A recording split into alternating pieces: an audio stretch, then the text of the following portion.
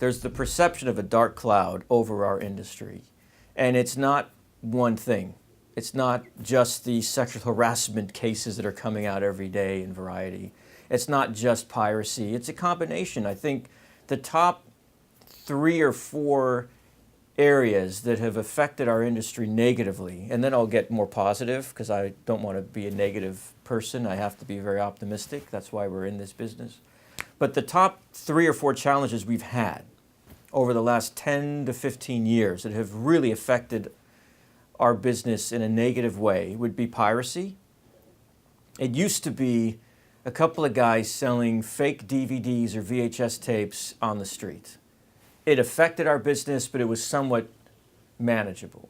But with online piracy, you can imagine how that skyrocketed very quickly and affected our business so negatively. And it's difficult from the perception of a consumer because they're thinking, oh, poor Tom Cruise, he's only going to make $20 million on this film instead of $40 million. That's not going to affect his private jet. And so much of the profile of our industry is celebrity, wealth, materialistic objects, and that's what the consumer sees. What they don't see is me in a meeting at the Lowe's in AFM or the Palais in Cannes or the Marriott in Berlin and having a distributor come to me and say, you know what, I would have bought this for 50 grand, but I'm not going to buy it at all because it's pirated. And that 50,000 would have gone back to the investor of an independent film because he invested his own money or he mortgaged his house or he took a loan out on the bank.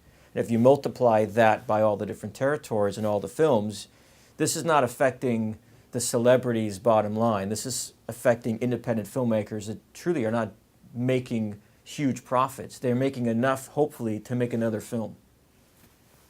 They haven't won the lottery. They want to be career filmmakers. That's who it's affecting. It's the crew. If they can't make another film, they can't hire the crew. The guy that is hired to move the lights or to drive the truck or to craft services, they're not wealthy individuals with private jets. They truly are surviving on film to film for their career, for their well-being. That's who it's affecting. And the consumer doesn't see that. They're not educated about it. I'm not going to have an opinion on whether or not they want to be, but they're not. They don't have that realistic information, that true, authentic perception of what piracy is really doing. So I would put that at the top of what's affecting us negatively. Another area that's affecting our business negatively, and it's a big obstacle for us, is the increase in local production. And that is because of the increase in the affordability of equipment, the accessibility of equipment. And I'm of two minds. I think it's wonderful that we're hearing new voices, we're seeing new films, filmmakers that would not have had a chance possibly in countries all over the world. Turkey has a fantastic industry. There's films coming out of Greece. Germany always had an industry. France always had an industry. UK always had an industry. Italy always had an industry. Countries in Asia, Mongolia is making films. Vietnam's making films. So if you put yourself in the shoes of an audience in one of these foreign language countries, and they've always been seeing Americans and having to read subtitles or dubbed, and all of a sudden it's an actor they're familiar with in their own home language, shot in their city. That's exciting, and I get that, and I encourage it in one side, but it affects our capability and the demand for that English language film to be exported. So that has affected us as well. On the flip side, the access to equipment you would think has brought budgets down, and in some ways it has, and in some ways it hasn't. So those are two big areas, certainly. The other area, obviously, is the monopolization of media. And that is probably up there, with the issue of piracy. There are platforms, SVOD platforms, subscription VOD. That's what Netflix is considered is a subscription VOD platform. And so one of the other areas which is an obstacle for us, and again, both an obstacle and a positive, depending on where you sit on that end of the deal, is the monopolization of media. That is, for an example, that might be TV networks being owned or owning studios. That might be an exhibition company like a movie theater chain being owned by a studio or a media house. That might be a subscription service or a network.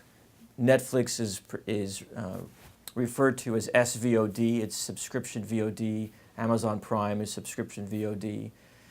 They're creating a lot of their own content. You know, if you've read the trades, Netflix is spending billions on their own content. And so if they're creating their own content, I'm not able to sell them my content. But if they were to come in with my content early and say, we want to finance your content, that's a positive. And so it's a gray area. You really can't say the monopolization or the increase of Netflix and Amazon or Apple now is going to become a content creator and a platform of media as well. You can't say blanketly that is negative, but it's affected us, right? And in some days that effect is negative, and in some days that effect is positive. In general, the value of content has decreased, but the cost to create it has increased. And I don't know any other industry like that, where the manufacturing costs $1, but the worth is 50 cents. That is 9 out of 10 films, unfortunately. That's the harsh reality no one wants to talk about. That 10th film cost $1 and is worth 50. Everyone is reaching for that. And because it's an industry of dreams and a creative industry, and the type of personalities and the mindset you need to get into this industry, we are all chasing that win. And it's amazing what people will go through and endure. Some of the positive elements are the same as the negatives, like the monopolization, like companies that have been developed over the last few years, like in Netflix. Apple is now going to be creating their own content for content creators, for filmmakers, for the writers that Apple's going to help finance. That's a great day for them. For us, it might be challenging because that might not be an opportunity for us to sell our existing content to them. But on a good day, they may come to us for projects to do together. So we have to learn new ways to partner with companies. The model used to be very simple. The model used to be an independent producer raised money, made the film, came to us, we sold it for more than they made it for.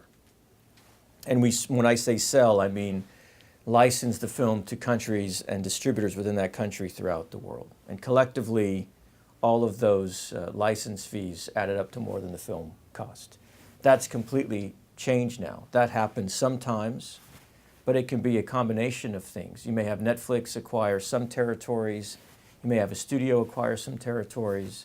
You may do it the traditional model where you're breaking them out bit by bit. But many territories go unsold. And then that stems from what the demand is in that territory, what those parameters are in that territory. There's been more and more an issue of the least amount of effort for the most return. And so if you've read the trades over the last few years, even with studios, the trend throughout media and maybe either other industries is you put all your resources and effort into something big because the payoff can be so much greater, rather than spinning your wheels with a lot of small for very modest payback and modest return. And that is absolutely true in our business with distribution, with studios, with financing, et cetera.